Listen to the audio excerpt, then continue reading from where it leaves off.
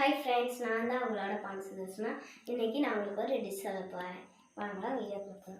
First முழுசாக ஒரு பெரிய வெங்காயத்தை நல்லா நறுக்கி வச்சுக்கோங்க. அதுக்கப்புறமா ஒரு எக்கு, அந்த எக்கு ஒரு கிளாஸில் உடச்சி வச்சுக்கோங்க.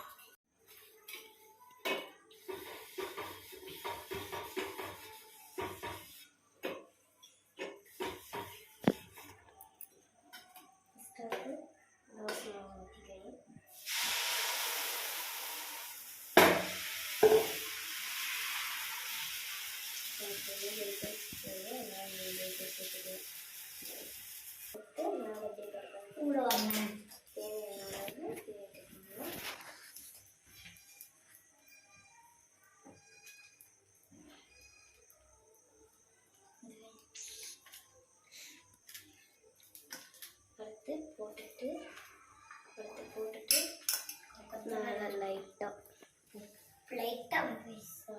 போட்டுட்டு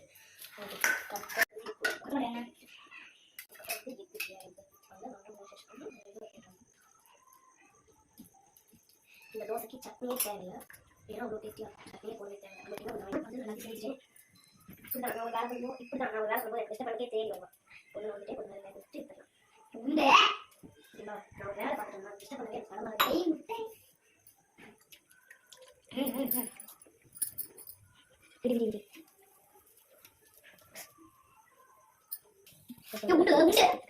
அடுத்து லாஸ்ட்டாக கொத்தமல்லி இலையா வச்சுட்டு அதுக்கப்புறமா நம்ம தூக்கி போட்டு எடுத்துடலாம். எடுத்து போட்டாச்சு. 5 நிமிஷத்துக்கு தோசை இலையை போட்டு எடுத்தால் தோசை ரெடி.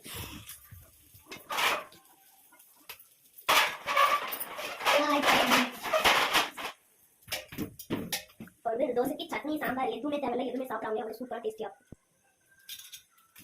டெலிட் பண்ணி வீடியோ தோசை நல்லா வெந்திருக்கு.